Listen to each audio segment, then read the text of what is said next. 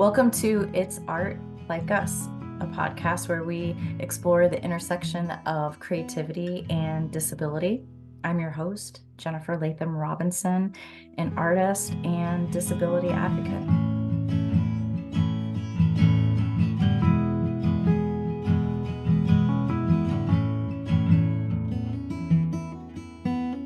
For the first episode of It's Art Like Us, I'm going to be interviewing James Lake.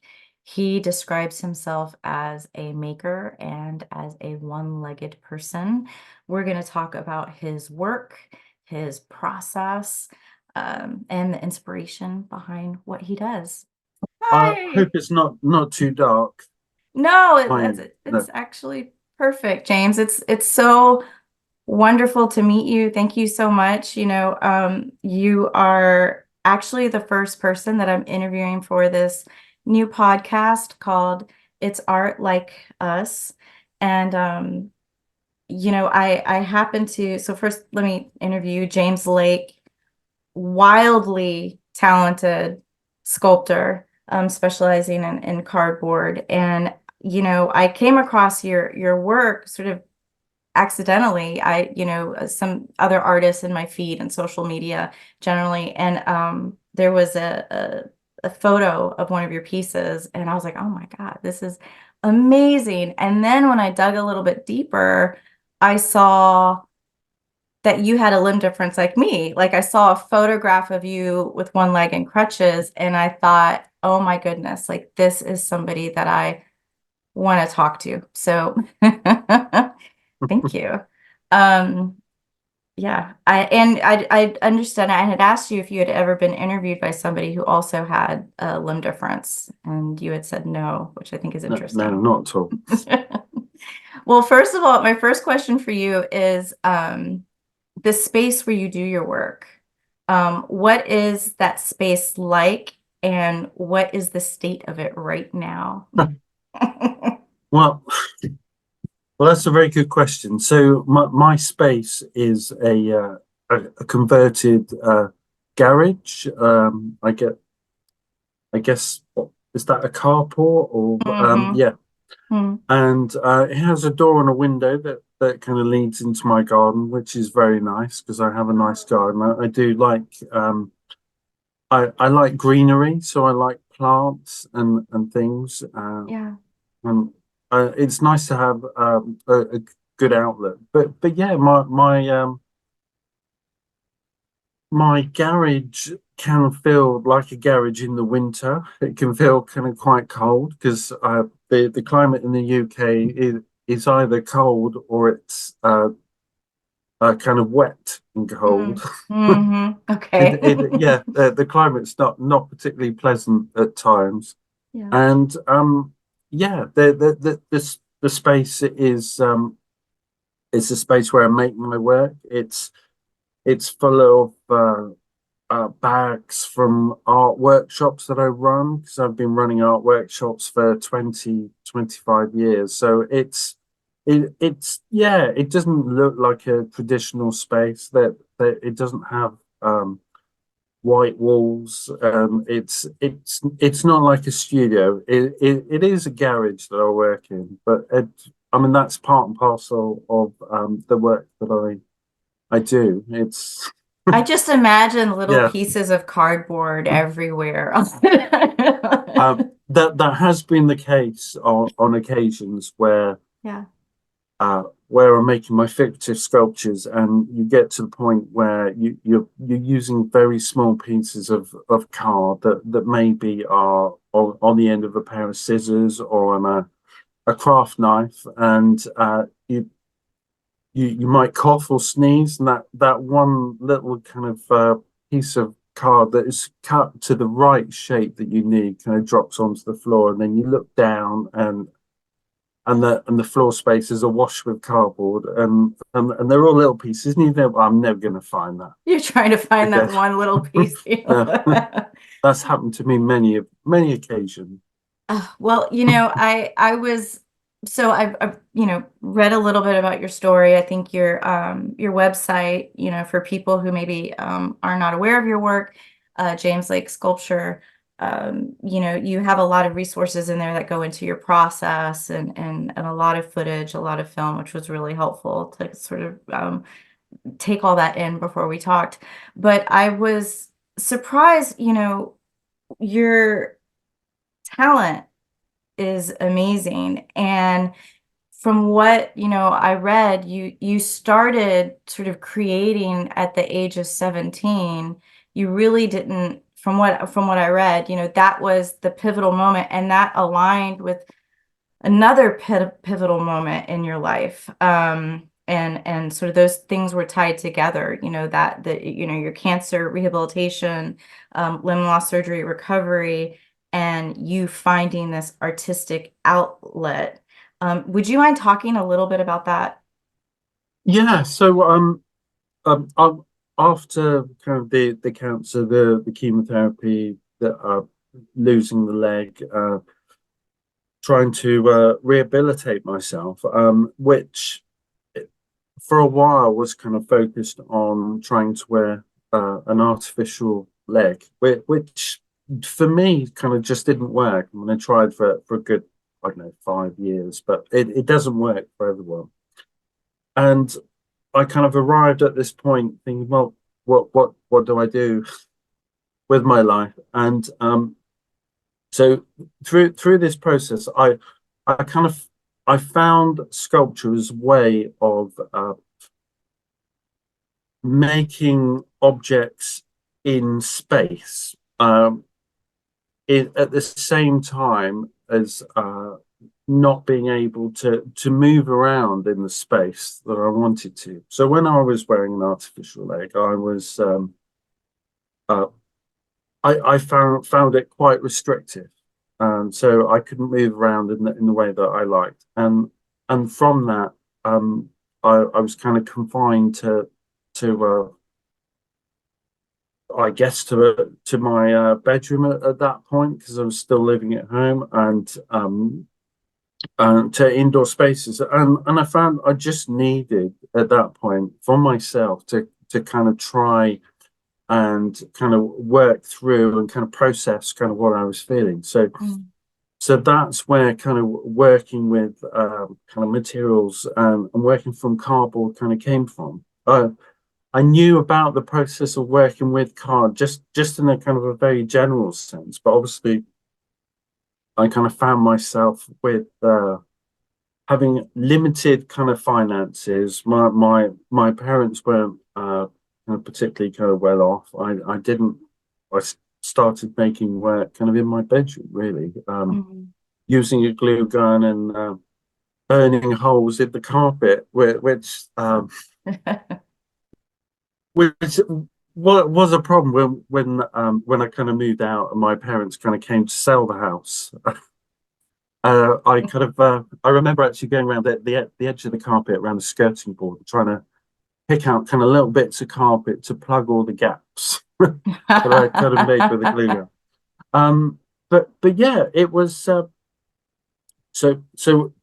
to kind of making art was a form of I guess it was a type of rehabilitation for myself that was and it was kind of an emotional outlet, and it was kind of a way of kind of dealing with kind of what I was feeling, and that's kind of really Mhm. where it started from. So thing is with cardboard sculpture, nobody at that point could teach you how to kind of work with it. So I'm completely self-taught, and Mhm. um and it just kind of occurred to me that it was it all the process itself was so important to me, and it was so important to me from the background that I came from, and I thought, well, this is something that I should kind of develop, and Mhm. I could also kind of take out and into the wider community and kind of work with other people.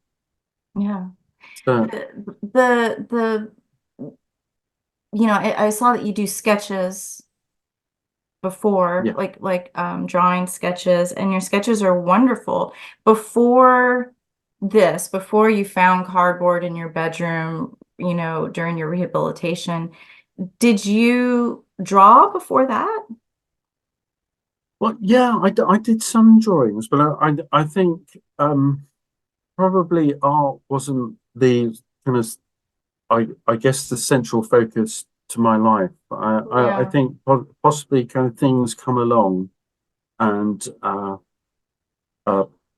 that kind of unexpected, like for myself with the cancer and the limb loss, that kind of take you in kind of new, unexpected kind of directions. So Mm, I had at that point I had no plan to be an artist, mm, I'm not always sure whether I kind of define myself as an artist because I primarily kind of make things because I want to. I don't make them for the sense of kind of making art in a commercial mm, sense first.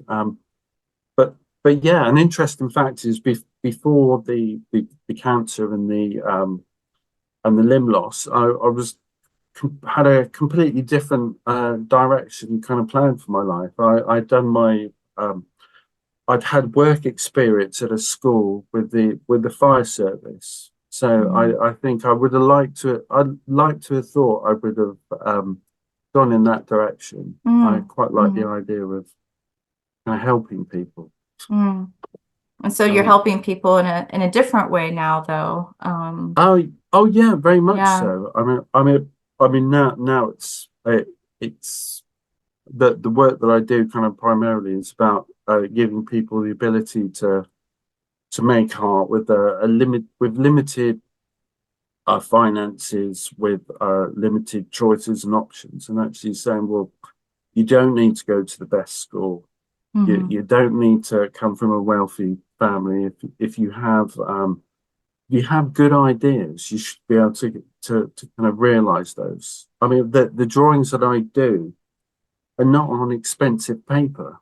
I Mm, use cheap paper that you would put into a photocopier hmm. or a computer printer. And I very Hmm. much like the idea that again, it's not about the expense of the materials that you use. It's about the ideas, and any small idea can be it it can be kind of drawn or kind of written in a very quick or or or or kind of very lightly sketched kind of way. It doesn't need to be a fully kind of Hmm. developed Hmm. kind of idea. I'm kind of almost like with kind of musicians who say they come up with ideas and they write those ideas on Hmm. napkins or they just you know Yeah. they just come along. So Yeah. I've never been a sketchbook person.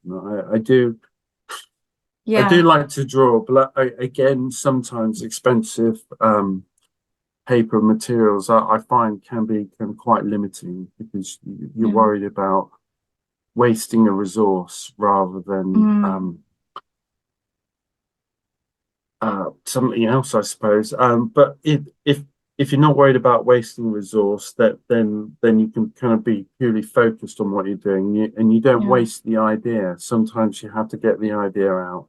So Mm, with whatever you have around you. yeah, I yeah. love that So one sketch too that you do because in the sketch you had written down questions, sort of like you were working out the idea of the piece and asking yourself questions. A lot of your pieces deal with environmental issues, concern for future generations. So certainly you're an advocate and an activist actually through your art.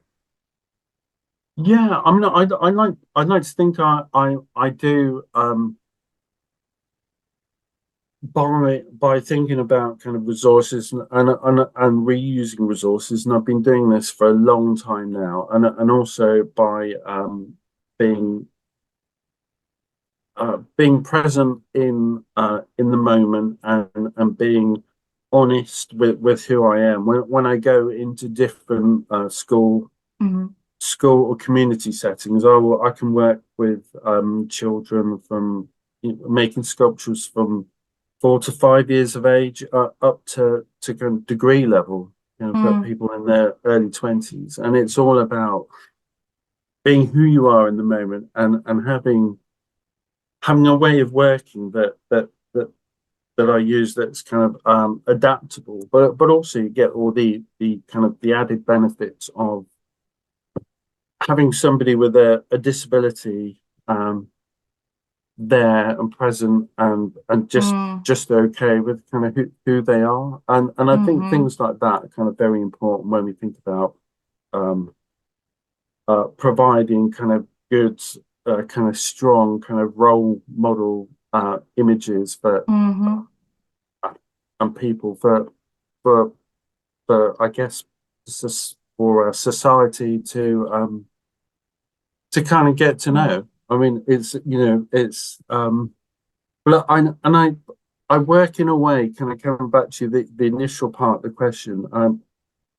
I share what I do. So Yeah. so so again, you can find that in the sketches and the drawings that I do. They have the components of my ideas and the way I've been thinking. So Mm-hmm. so people could kind of see those and they can work with those and um, there's nothing hidden.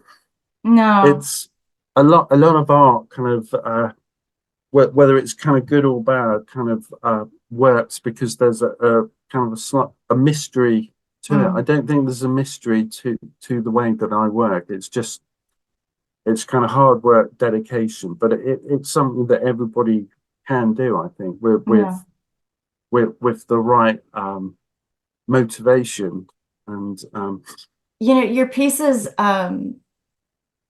the the process of just watching you from the footage making your pieces, you're starting with these small drawings and then a larger, because your pieces, for people who are watching, listening or watching, who maybe don't know your work yet, your pieces are very large, and so you have to have this very large framework and you work with larger pieces, and then as you build the sculpture and get to the exterior of the sculpture, then those pieces of cardboard are like little slivers. And somehow, in the way that you lay down these slivers on the surface of your artwork, of the sculptures, they give this sense of movement and of movement of the skin. When people smile, there's just, you could see the direction that the cheeks are going. And because you have those little slivers on the outside, it almost looks like that piece is moving.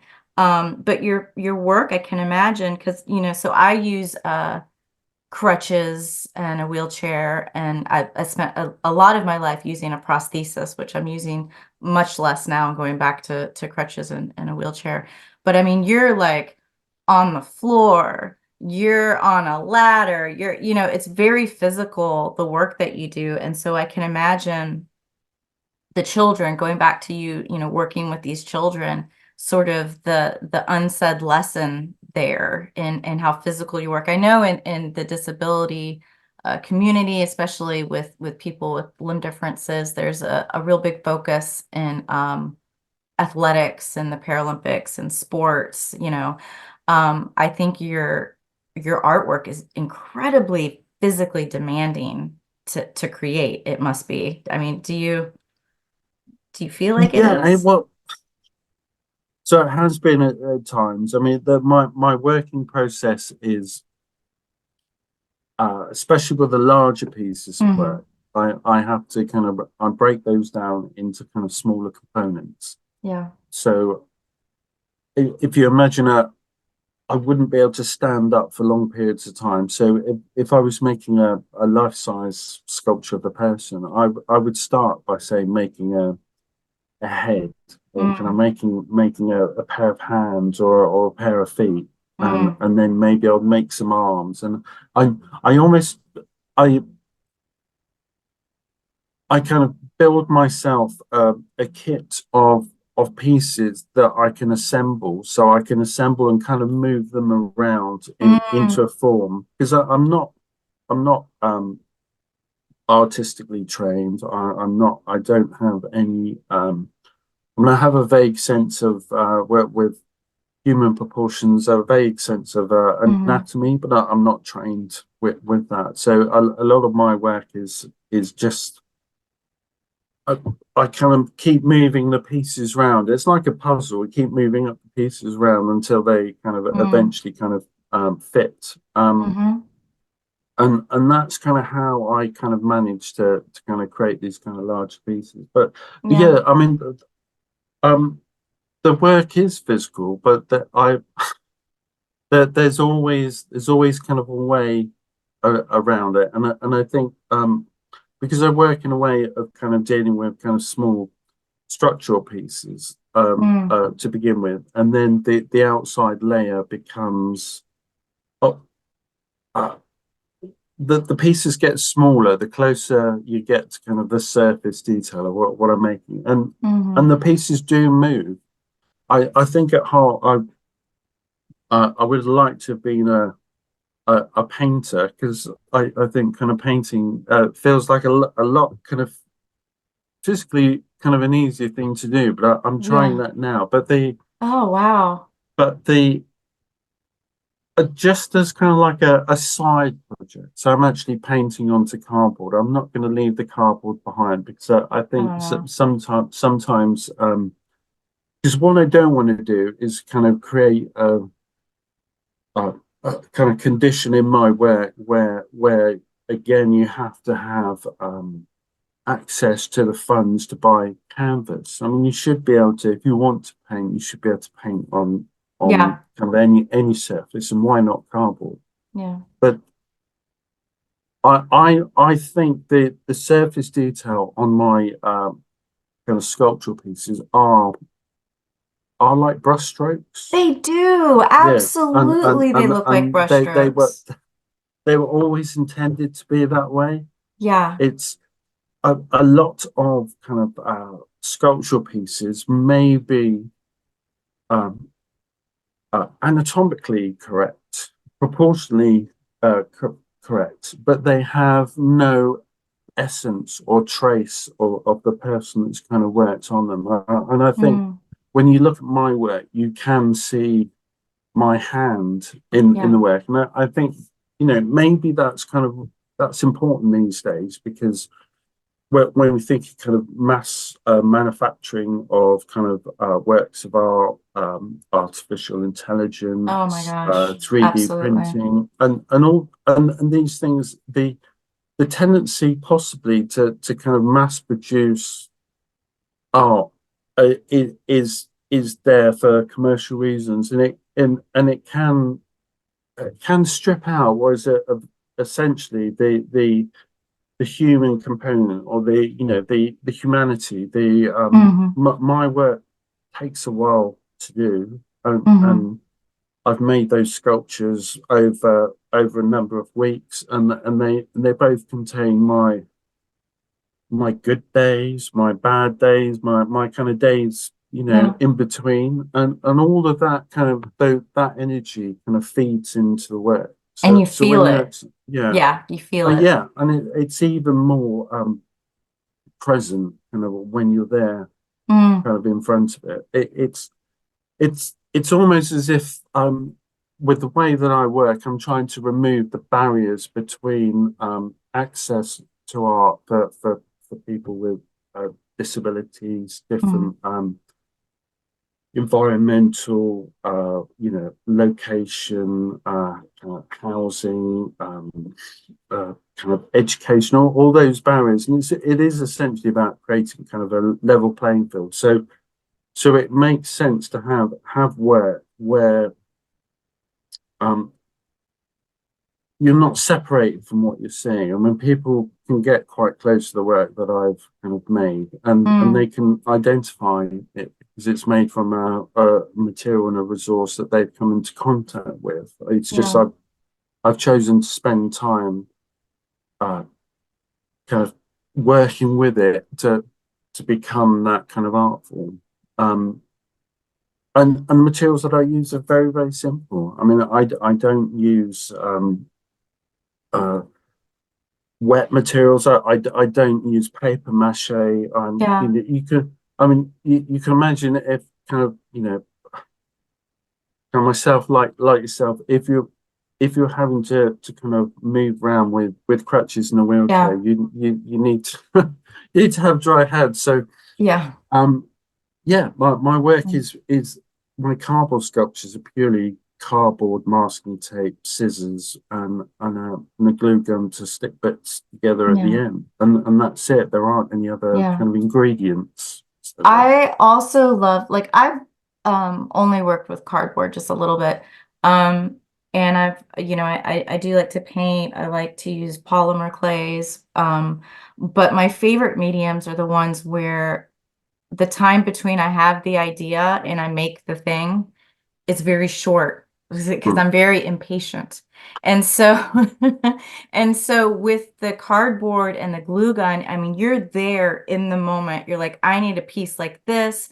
I'm gonna cut it, boom. And it just seems that the flow, the time between your idea and concept and you actually making it, it's not like you are having to make molds or pour casts or anything like that. It's very immediate. And I think you even talk about that. It's immediate gratification because you're just, and then you see it and then you can keep going. Um, Yeah, very much so. I think if you look closely at my sculptures, you'll see that I even draw on the sculptures where I'm making adjustments. So mm, I don't go away and plan what I'm making on yeah. multiple kind of bits of paper or kind of measurements. I actually start making and I can make adjustments as Mm, I go.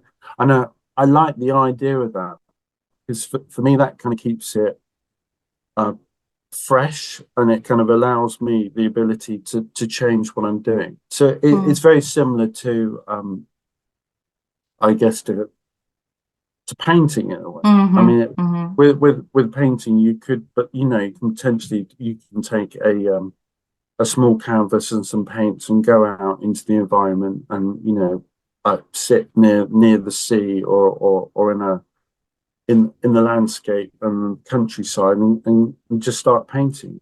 right. And you don't need to bring a huge amount of equipment kind of with you. So I I like that process where Mm, you just start making, see where it goes. So, I mean, if you look at my website, there are a number of kind of pieces of sculpture where I, that, which have got interesting kind of internal kind of elements. So there's a sculpture that's actually of my son kind of holding a mobile phone. yes. And there's a cutout. You have those Yeah, cutouts in a couple of pieces. They're like windows into the yeah. art. I love that. Well, I never set out with the idea that I knew I wanted to make something that showed the cardboard process. So you can actually look Yeah. into the sculpture in various places to see how it is made. But the sculpture it's called Effects of the Lockdown, that piece, and it was kind of Yeah. made in 2020, and never set out with the idea of having uh, what became kind of I guess the equivalent of a lung. It looks like a lung or an upside down tree within kind of the chest cavity. Now, Hmm. now that came about because I was thinking about how do I finish the sculpture, and I thought, well, it should this sculpture have be wearing a t-shirt because it was on my son. Hmm. What would go on the t-shirt? Should it be painted? And then at that point we were I was walking with my family and it was sunny and we were walking under some nice trees and the sunlight was coming down through the Hmm. leaves and at that point there were less cars on the road Hmm. and I think in the news at the time they were talking about how air quality had improved because people were Mm. using cars less. There was also talk about COVID, and it was kind of related to lung health and Mm. all of those things kind of went into a kind of a melting pot Hmm. and kind of got stirred up. And then I suddenly thought, well, this sculpture needs a tree. So I kind of sat down and made a miniature tree. I didn't know quite where it was going to go. And then Hmm. it became, once I'd made this, I thought, well, it needs to go inside the sculpture. So Yeah. and so I the thing is with cardboard, because it doesn't contain a a really complicated armature, and it hasn't had to have gone through all those processes to arrive at the outcome. It means you can actually change things Mm, as you go. So I was able to kind of carve out mm, the center of the sculpture and put the tree kind of inside. Now, if you look closely in that sculpture, my son, who kind of turned 16 in 2020, and he didn't actually mm, get to do his final examinations at school, but mm. Yeah. but that they gave him this all the schools in the UK kind of had these examinations given on predicted grades, and Mhm. you can find those inside the sculpture as well. So Yeah. it's unluckily they were all right. They did okay. But but but that's for me. That's the beauty of cardboard. Yeah. When I said you can have it, you can be making work, and it can Yeah. contain all these elements, feelings, emotions, but it also can it can take in things that are kind of happening externally, things that are kind of Hmm. happening in the news, and you can adapt and adjust what you're doing Yeah. until you kind of reach kind of a final outcome, and that for me kind of gives you a kind of sense of freedom that maybe you don't have if everything is kind of predefined from the start. Mm. The pieces where you have those cutouts, I think time has a cutout in it, Yeah. and the self portrait that you have. Those cutouts are so wonderful because you're right. You do get to see more of the internal structure and the layering of the cardboard, but it also, I think, really adds to the storytelling of the piece, that it's a literal window and it's also a figurative window into the soul of that Mm. piece. And I think it's just I would love to see them in person. Um, Going back to working at the school, I think when I've talked to a lot of people, so in my professional life before, so I do art, but I also work in the medical field, and I would go, visit people after their limb loss surgery in the hospital while they're recovering to give them resources, just talk, as a person that, with a limb difference. And, a lot of people, something that, that they think about is, kids, curious children. And certainly when I've gone out in public, my whole life, before I had children, as a mother, when I would go out, and the questions that you get about your limb difference, from children are, there's such an innocence and an openness in those questions with when they come from children, especially.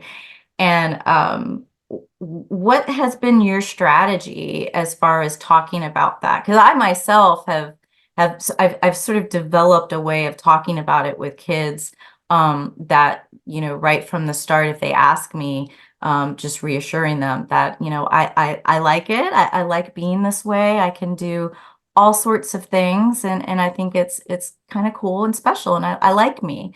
And so I kind of like preemptively say that when I'm talking to kids. Do you have any strategies, especially when you're working in those schools through the art? Yeah, so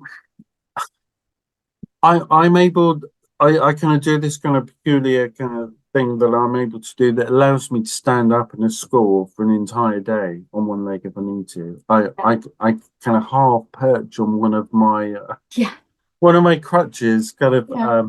like an oversized bird. So You in a sit on the way, handlebar, you mean? You yeah, sit on yeah. that's I So do that yeah, too. yeah, Yeah. yeah, yeah. So it's almost like you give yourself it works a bit like a leg or Yeah. Yeah.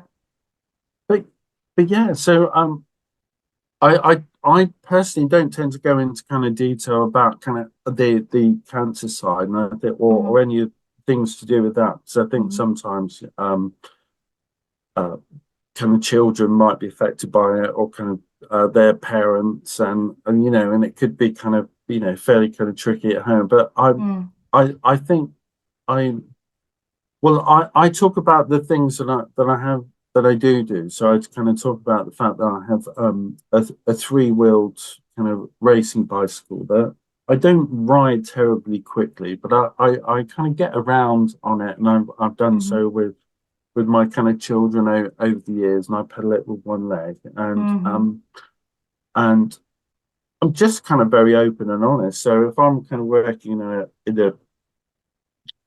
a classroom, and say one of my crutches is kind of because I'm having to work with my hands, and those tables in schools for the younger children are very low. So you Yeah. end up having to kind of bend over an awful lot, which it is quite a skill on kind of one leg, as you probably know. So sometimes the crutches might fall on one of them might fall on the floor if I'm not Uh-huh. using it to kind of lean or kind of stand up. Yeah. And I just say to the kids, well, if you want to pick it up, that'd be great. Really, really helpful. If you Mm. don't, that's all right too. I when I kind of reference uh my kind of one-leggedness, as it were, I don't tend to say too much about it. I children kind of want to know a bit of information, but they kind of just want to know if you're all right, and if you're Yeah. all right, and you look like you kind of Yeah. you're adjusted to it, and there's nothing for them to be nervous about, then Yeah. they're fine. Yeah. And I always tend to get kind of a laugh from kind of children in kind of different ages, because I talk about the fact that having crutches and children has only been a problem when my children, like, so I've kind of got three boys, and they run upstairs with my crutches kind of when Ugh. they don't want me to follow them. Or But maybe apart from sword fights when they were yeah, little. yeah, similar, yeah.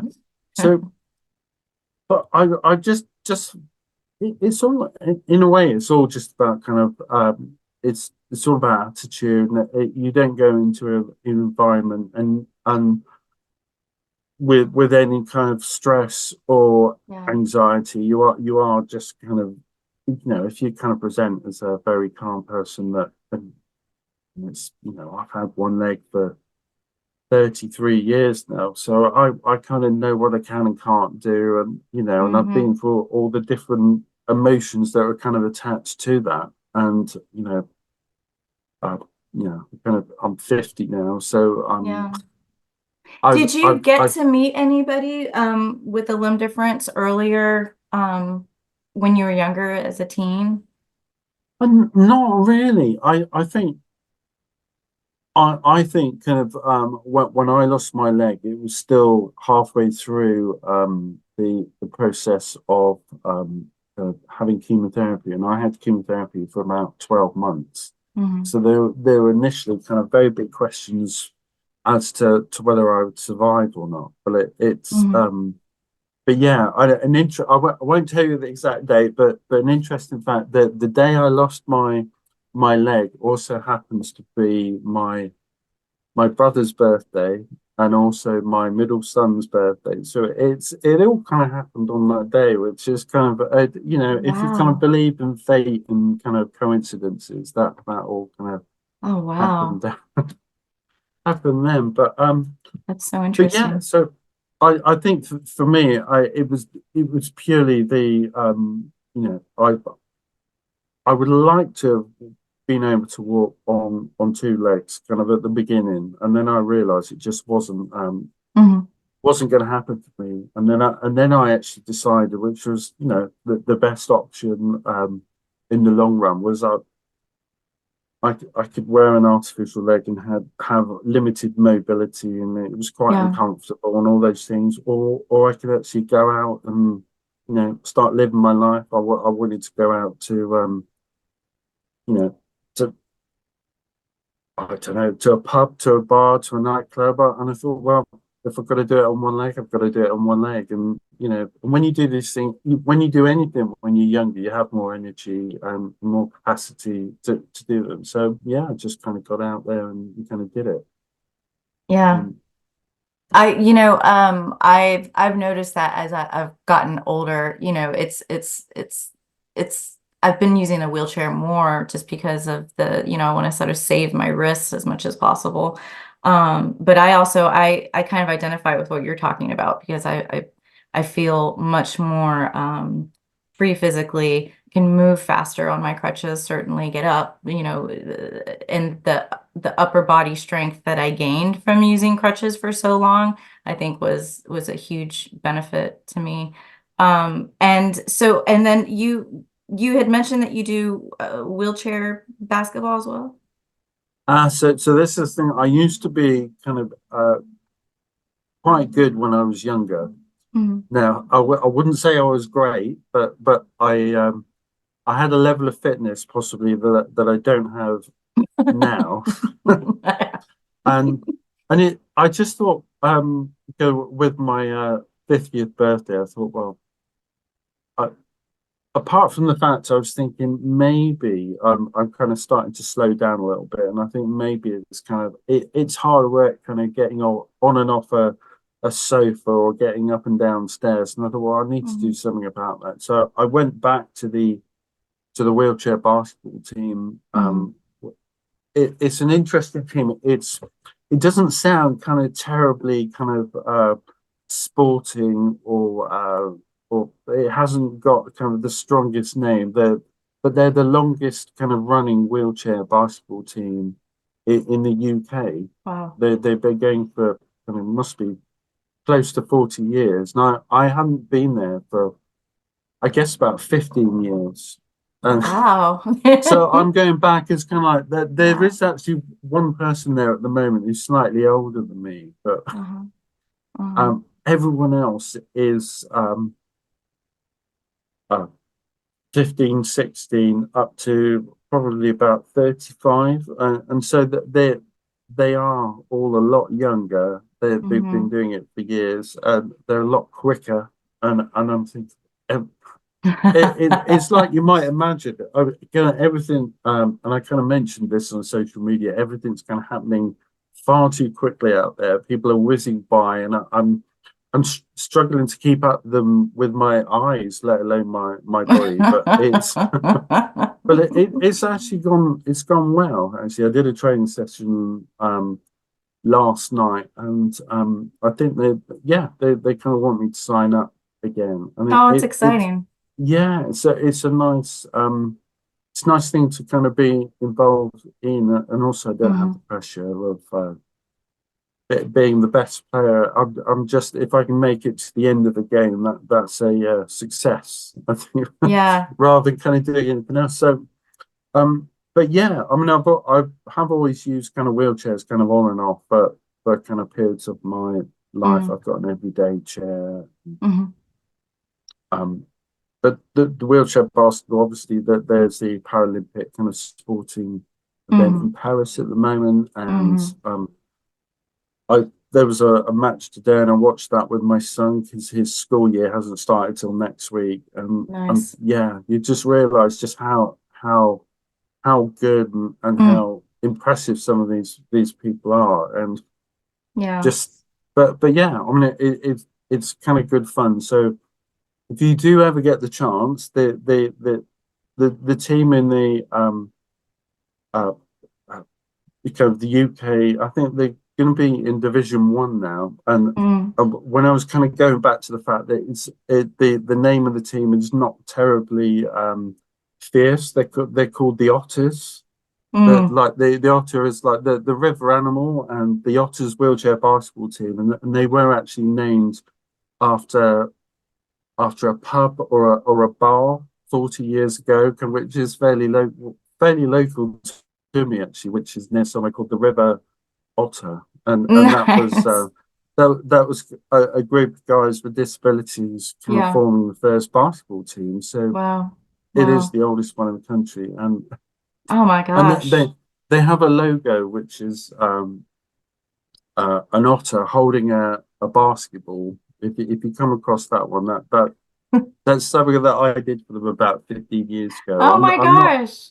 I'm not sure how good a logo it is, but they kept it, and I was kind of surprised to Yeah, see it. It's on yeah, their kind of sporting kind of yeah. uniforms, kits, and yeah, Yeah, but I was talking to a friend of mine who also has a disability, and we were talking about aging with a disability and how um, you sort of, I think, when you've lived a good part of your life with a disability or limb difference, and then you sort of you reach this point, you know, where you're adapted, you're like, okay, I know how to do what I need to do. I found my way of doing things and I'm good. And then aging comes and you're like, okay, yeah, like time to adapt again. But I don't know if you feel like this. It sounds like you, sometimes I think living with a disability can really fine tune your ability to adapt. And so as you get older, and then you realize, oh, it's not over. Like I have to continue to adapt as my body will continue to change. yeah, I feel like um, we sort of get to it. We get to the work of finding out again now new ways that we need to do what we need to do, which I think would be a benefit, you know, having a disability. Going back to your work, the piece that you did for the theater, if you could kind of get into that, the Gold Run 2012 theater where you sculpted the head of a portrait of David Rushbrook, the disabled opera okay, yeah. singer. So you know, I saw a little bit online and it was wild. I mean, this head is huge and he's above the performers, right? Yeah. And then you have a cardboard portrait above the performance, and I mean, how big was that, like in measurement? So it was. I'm just trying to think. 6 foot. So what was that? It must be 180 centimeters plus. I think. Unbelievable. And you had a projection of Yeah. him singing that was projected on the piece, so it made it look like, I mean, we were talking about your pieces earlier, how the way that you sculpt them, it looks like they're moving, the movement of the Mm. face. So you already kind of have that. And then they projected a video of him singing. And the performers, can you just talk about that piece, the theater piece, your relationship to the performers and how you felt when you saw it? Well, a number of pieces of work that I did kind of as an artist and also as an artist in the community also kind of supports other artists with kind of disabilities, and those could be learning disabilities. Because Mhm. again, you know, primarily I think my work is about giving people opportunities to do things that they wouldn't ordinarily kind of undertake. So the Gold Run project was a project that was kind of funded by a number of organisations that was in 2012 that was kind of based around the idea of the Paralympic movement and also kind of had an element of kind of learning disability into it. So I think there Mhm. was a learning disability team, possibly from Italy at the time, who they'd fielded a team, a learning disability team, and they weren't learning disabled. So that there was kind of a, you know, there's a little bit of they changed the rules slightly. So Mm. the the portrait of David Rushbrook. Now David Rushbrook was I don't know whether he's still alive because this was some time ago. He had a very operatic kind of voice. When he sang, it, you know, he could fill a stage, and it did feel like you were listening to the opera somewhat. To me, I thought he always sounded a little bit like I'd, uh, an older singer that we have in the UK called Tom Jones. Oh yeah, yeah. I I love thought he Tom had a Jones. voice that had elements of Tom Jones as well, which and so we wanted this kind of very, very kind of powerful kind of presence on the stage, and also it, the, these were his words that he was singing that accompanied the performance. Now, I was given the photographs for that piece of work, and or photographs that were taken of his face from kind of different angles. Now, I built this portrait not knowing at the start that they were going to project onto the Mm-hmm. work, and it was, and I was so relieved. And it was only by chance when they did project his face onto the portrait that it kind of matched up, and my my proportions were good enough to take it. So that because yeah, they may well have been kind of out to a point Mm-hmm. where it didn't work, but it had a very, very strong presence. Now that project was also had another series of elements. There was an installation piece for that called the Gold Run as well, which had like a runner that was involved. Um, and that runner was trying to overcome the almost the impossible hurdle. There's a racetrack that kind of curves up, I guess about 5 meters in, towards the ceiling, and it was kind of displayed with that, and it had a hurdle that was kind of fixed into the top. So it was a race that was always going to be a struggle to kind of win. The runner itself was made from one flat piece of cardboard. I actually got one of the uh, kind of athletes and kind of models at the time for that piece, lying a piece of cardboard, and I drew around them like you might do in a school when you're drawing a Mm-hmm. silhouette. And I created Mm-hmm. a silhouette, and then you can actually see the initial piece of cardboard. It traces around from the feet down towards the head, Mm-hmm. and inside the back of this sculpture a kind of gold leaf panels as well, and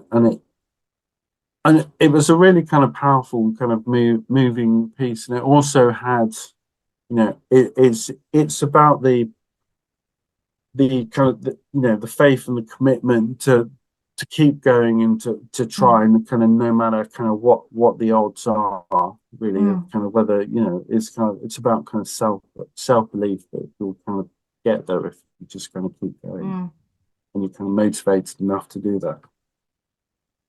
Well, So that is an amazing statement and definitely needed in this world. So what, for you personally, what has been sort of the biggest highlight, event, piece, acknowledgement so far in your work? Maybe the thing that sticks out in your mind.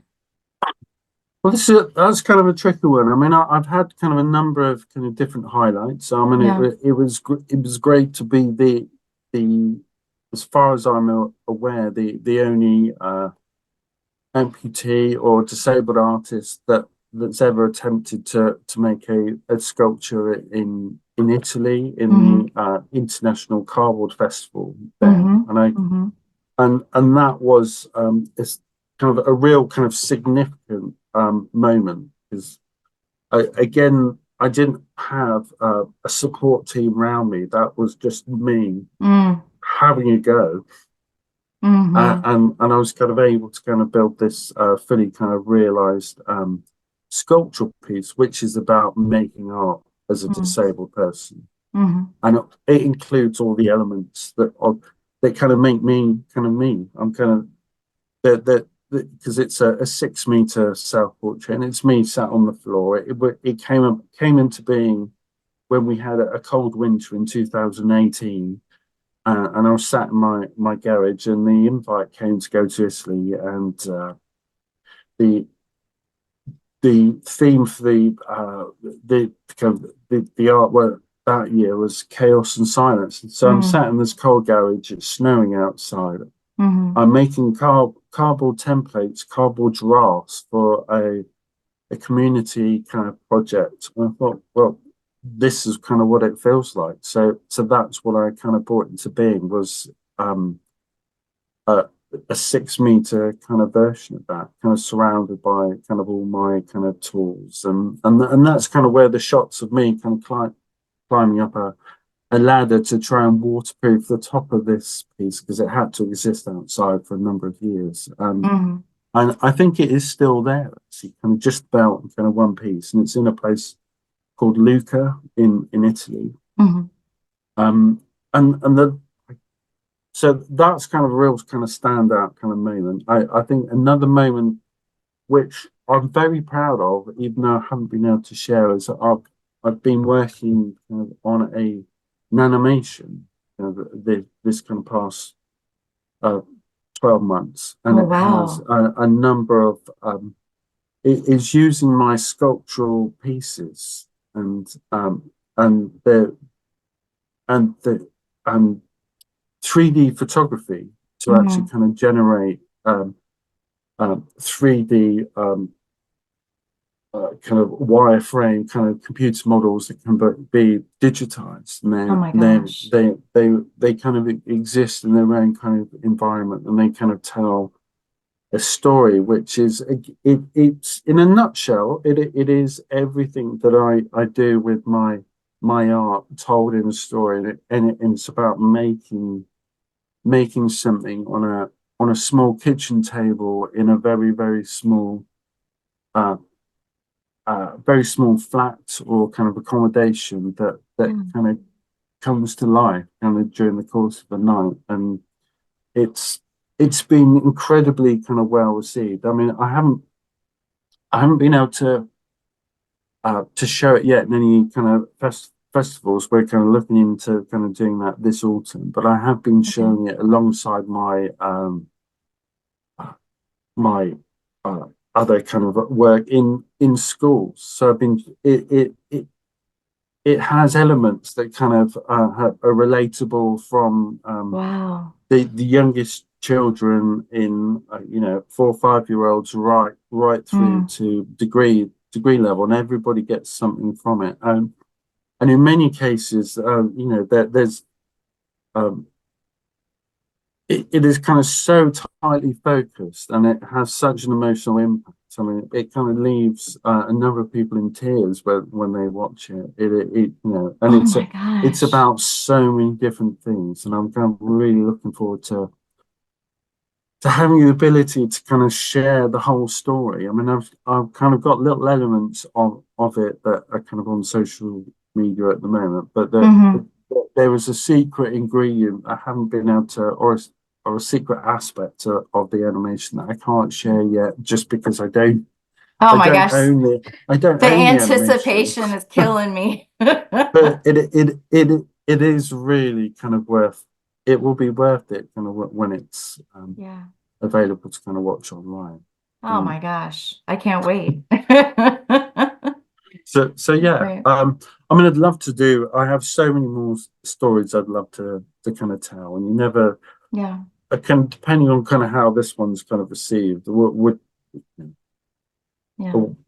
will be whether I get those opportunities or not. But yeah, you never Yeah. kind of know what the future holds, really. Wow. Multimedia exploration. That painting, it's because that is what you do. You're a storyteller through art, right?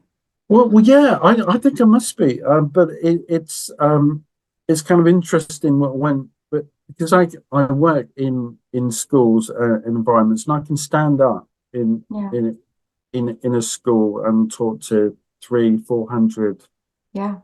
uh, children, students, adults, teenagers, Hmm. without a problem now. But Yeah. um, and I find this to be kind of quite an interesting thing. So I kind of started off with, you know, in my early life, I had problems with my hearing. I had problems with my speech.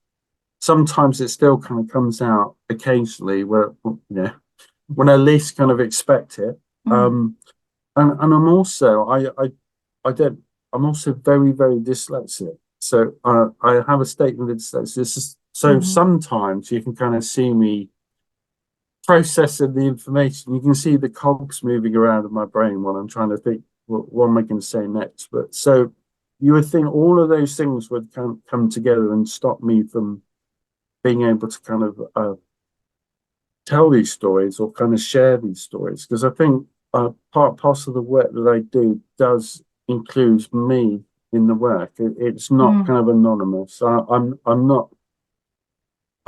In a sense, I'm almost the work that I do. I'm not, mm, I'm not the most gifted painter, sculptor, but I have this kind of way of being, um, which is part of who I am, and it's included in all the art that I do. So that in a way is the story that I'm telling. I mean, I yeah. kind of this story is my navigation of life, I suppose, with one leg, having had cancer, kind of becoming a parent, and Mm, just just kind of moving forward with it, yeah. really. And I think all of that is kind of evident in what I do. And I think those are kind of the stories that I tell. Yeah. They're maybe not terribly kind of sophisticated in a nuanced kind of way, but they're stories that maybe everybody can kind of relate to. I like to think of that. Yeah.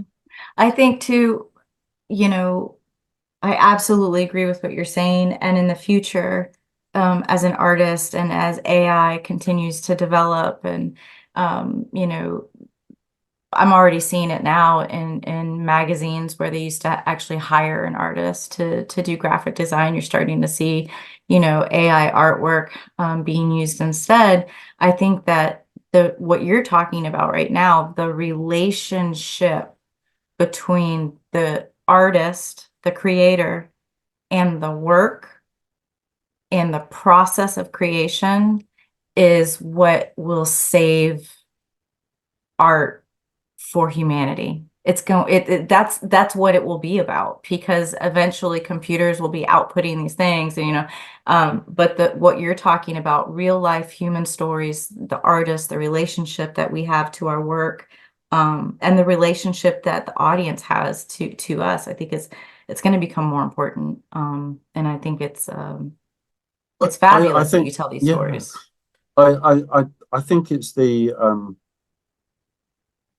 history. It's the hand that kind of makes the work. It's the what some people might deem mistakes, but they're just that's kind of where kind of life and experience and then kind of the humanity kind of creeps into the work. So if you Yeah. think about it in terms of a sculptural piece, it's not having a smooth kind of fully rounded completely kind of accurate kind of surface. Hmm.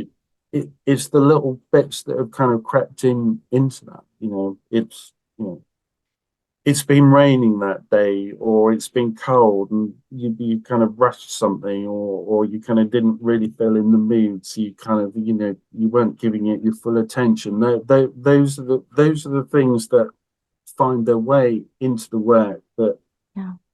that you couldn't kind of replicate with AI.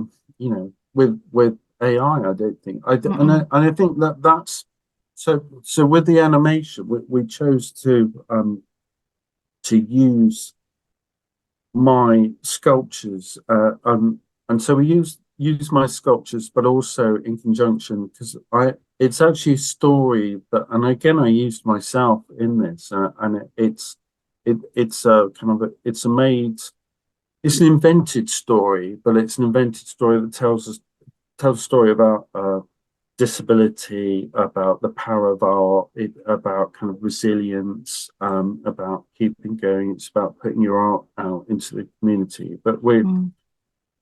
in using my own pieces of work within that, the actual textural kind of patterns that kind of created within surface details of my sculpture were able to be rendered Hmm. in this kind of 3D world that we kind of created. So Hmm. so the and we did it that way because the computer technology would render the work in a way that was almost too perfect Yep. and would strip it of its kind of its emotion and its kind of realism, really. Because I mean, human nature, but by human nature is contradiction. We're two things at the same time. we can be happy and sad in any given moment, Yeah. tired and energetic, you know, Yeah.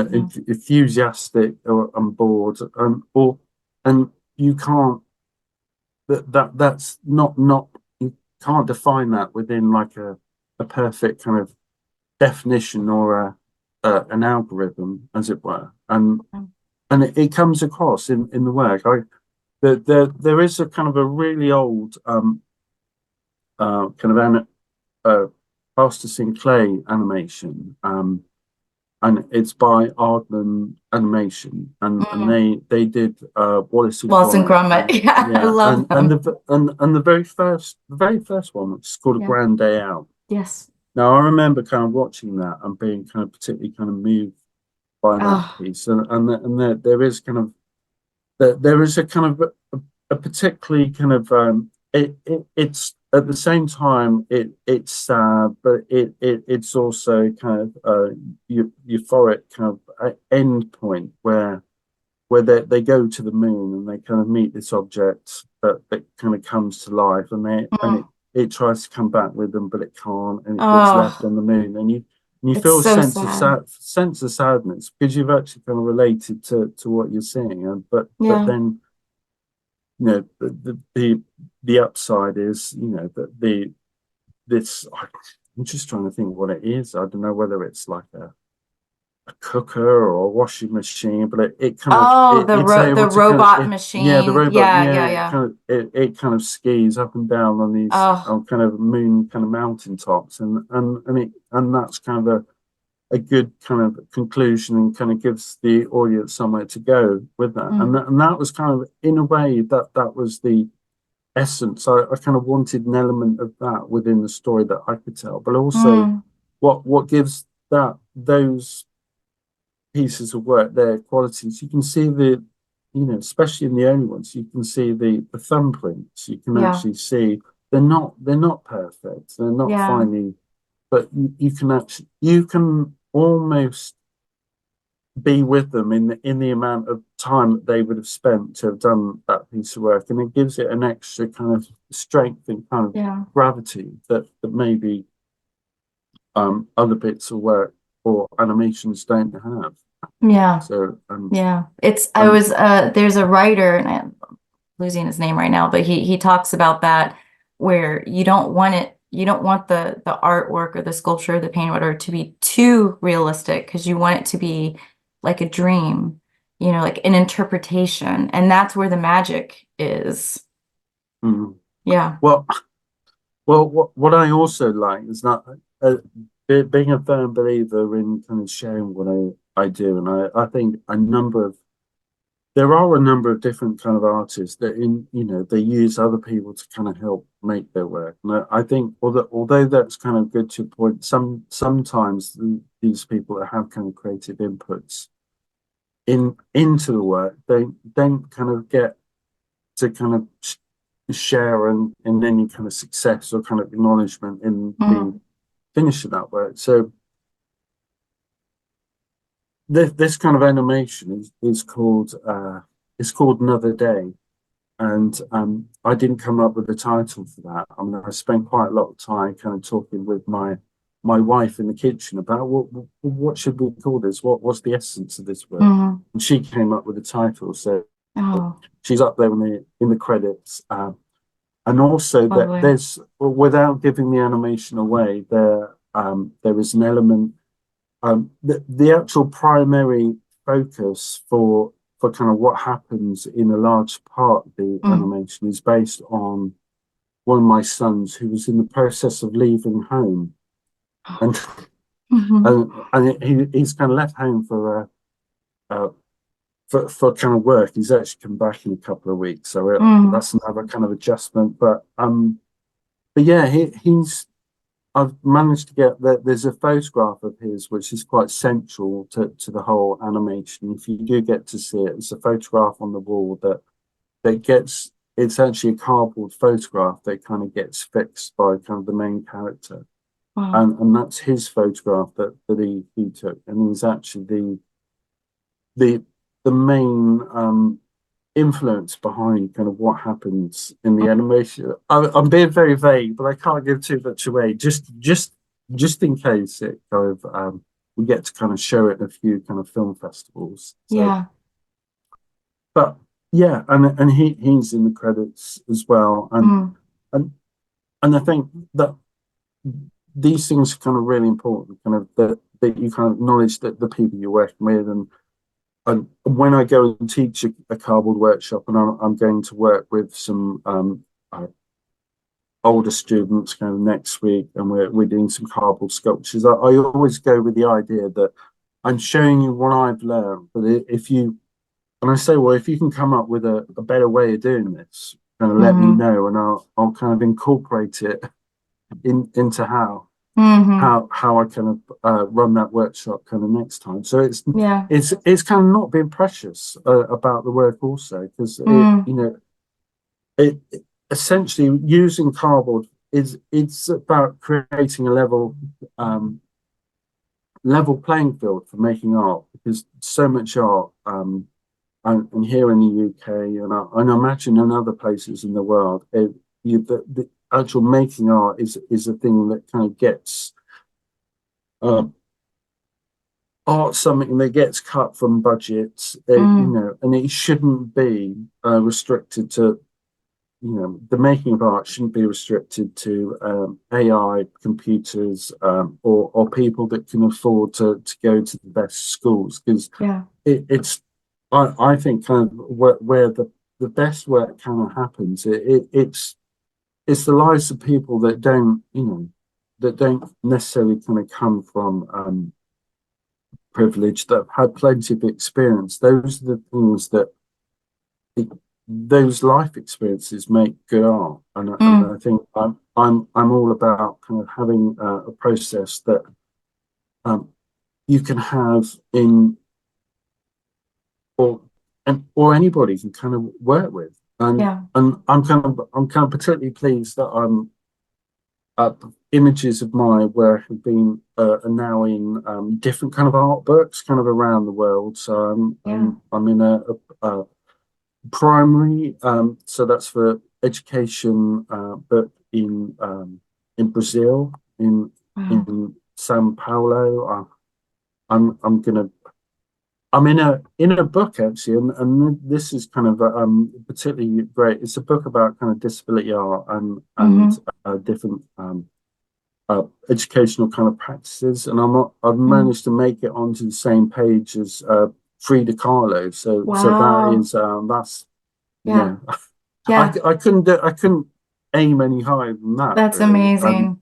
so it's nice to know that it's about having these kind of small. You're able to kind of influence people in a small kind of subconscious way, Mm, and that mm-hmm. is kind of how I am as a person and how I Mm-hmm. am as a teacher. I don't, but Mm, it all in the long run, it all adds up into kind of a shifting of kind of viewpoints, or a kind of an acceptance that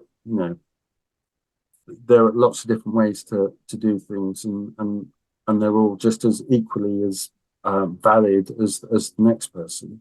yeah. I love how you talk about art and the parallels, the words that you're using, the parallels in the disability community, accessibility. Um, I mean, I think it's perfect for what we're talking about here today. And your style of it of advocacy is really amazing and effective. And so how would you, so the last two questions, you know, how do you describe yourself as a creator, a sculptor? You said, you're not really an artist, but you are a storyteller. How do you describe yourself as a creator if somebody just asked you off the street? Well, that's really hard. I guess I'm not using the art definition, because to me, saying I'm an artist has, rightly or wrongly, and I'm not even sure whether this is correct, it seems to have Mm-hmm. like commercial kind of Mm-hmm. overtones to it. I mean, Mm-hmm. I do create. I make things, A and maker, that's what I'm a maker, a maker. and I think maybe it doesn't need to be any more than that. I Yeah. don't think I'm not assigning any extra kind of value to the work that I do apart Mm. from I'm Mm-hmm. making it and sharing it, and if it has value and resonance to the people that the viewer or they can kind of relate to it, then Mm. that's great. But Mm.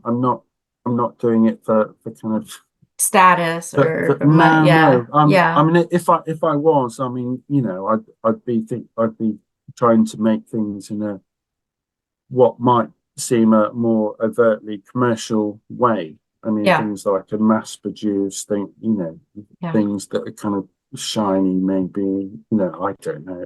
Yeah. And I don't, or, and so, so for instance, I mean, you can see that in the painting that I do. So the painting Mm-hmm. that I I went and bought a canvas from like the local kind of art supplier with the idea I was Mm-hmm. going to try and start painting because Mm-hmm. I just wanted to try something new. And I bought this canvas and I looked at it for about 30 minutes and then realized, no, this is not me. I mean, I Yeah. already had a number of large pieces of cardboard that were kind of left over, and I was able to paint those with emulsion paint, Yeah. it made sense Mm-hmm. because if you're actually painting on a surface that you can adjust as you go, not only can you paint on Mm-hmm. that surface, you can also stick bits on, you can also cut Mm-hmm. bits out, you can Mm-hmm. bring the surface forwards and backwards, um, and painting on cardboard means I haven't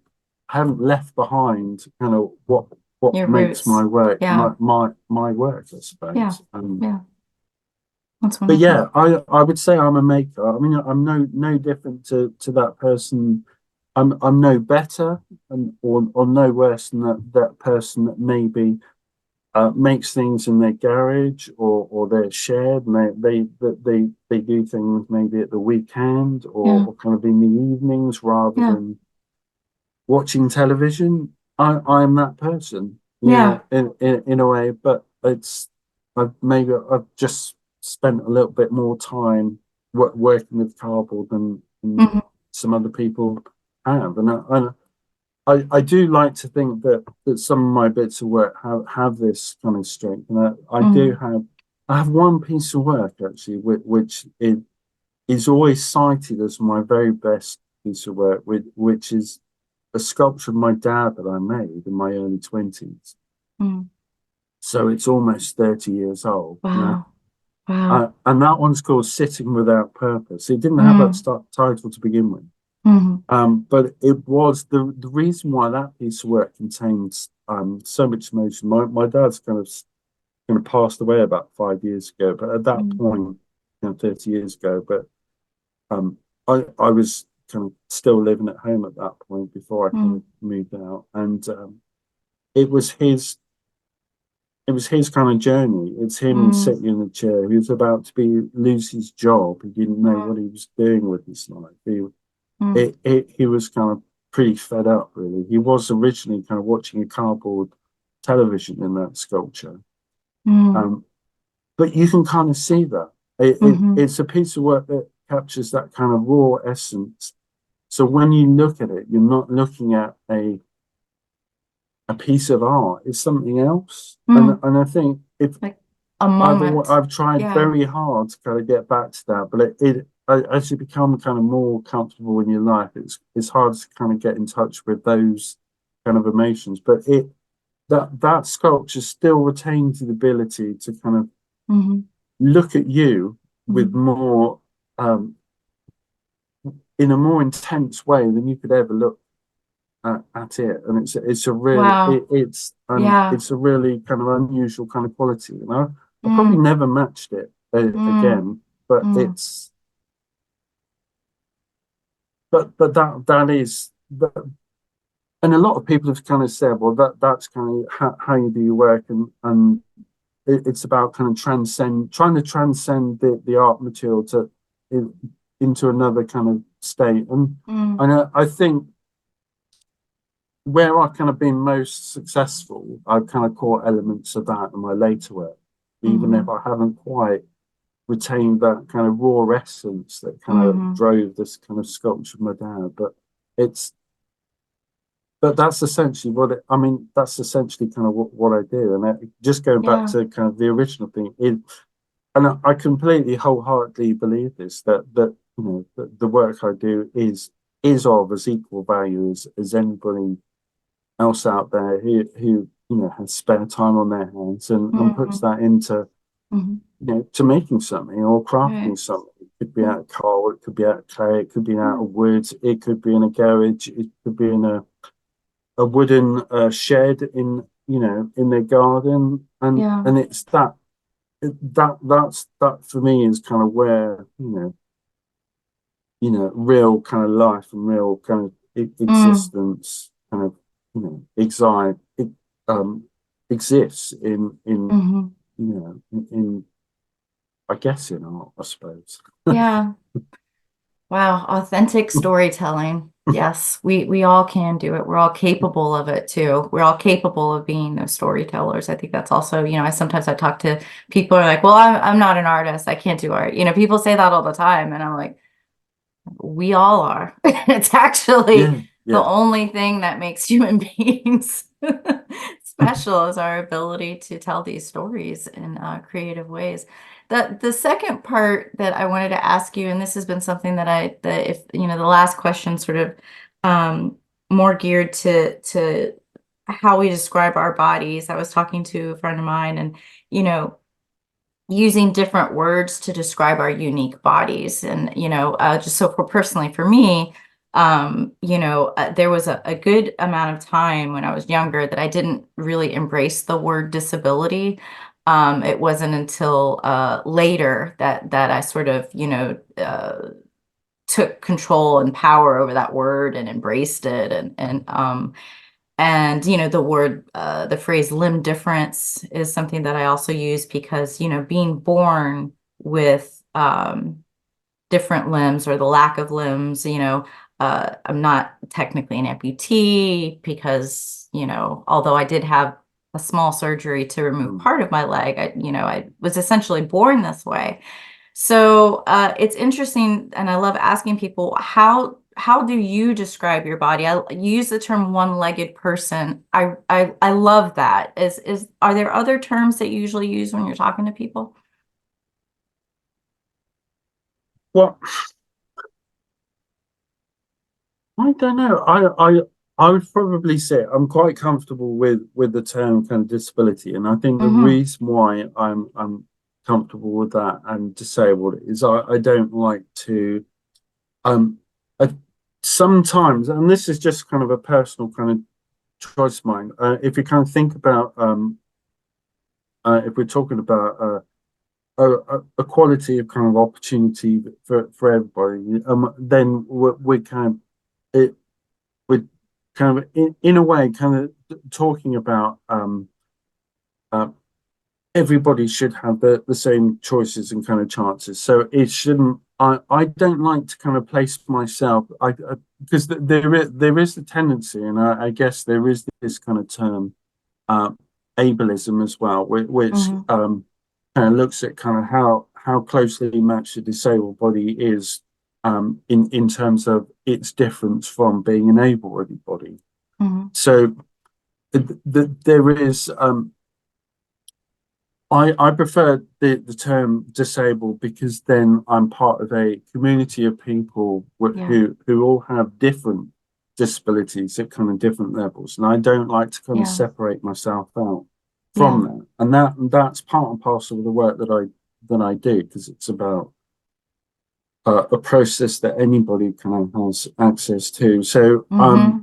and and because I've spent years working kind of different kind of environments where you work with and I've worked with 20 plus years kind of working with adults with learning disabilities, and it's Yeah. about kind of using your technique to give them opportunities to make sculptural pieces that maybe they wouldn't ordinarily Mm-hmm. have, instead of here's a piece of paper and a pencil, kind of draw something. And I'm saying, well, no, Mm, let's make something much bigger and more kind of ambitious. And um, so for me, keeping that definition, and I'm kind of comfortable with that. mm, But I have my disability was something that I acquired. Am I right? I've just heard the front door go. Am I right? Just to literally just to open the door because it might possibly be my wife and she might not have taken the front door key. yeah, Is that all right? And absolutely. Of course. Of I course. apologize for that. I'll come Oh, you straight are back. fine. I apologize. It wasn't my wife, and that she's a school teacher, and I was kind of Oh, expecting her back from work soon. It was actually a parcel from Amazon for oh, my youngest son. So oh, more there you go. materials for your work. Yeah, yeah. No, actually, Um, I wasn't, the conversation has been so great. I know we went a little bit longer, but I really, what you're saying right now about, the word disability and being part of a community that really, that resonates. Absolutely. Yeah. it's all what I don't want to do is I don't want to place myself essentially with disability. I don't want to place myself on a hierarchy that says I'm of any more value or I'm more important than somebody else with a different disability because I'm not. I'm Hmm. just, I am myself. I have good points and kind of not so good points, and strengths and weaknesses. Yeah. And removing myself from that kind of hierarchy, I think is kind of useful because Hmm. it's about how we treat all people, rather than kind of a select group of people that we consider to be more valuable than others, and Mm. that's kind of where I like to place myself. Yeah.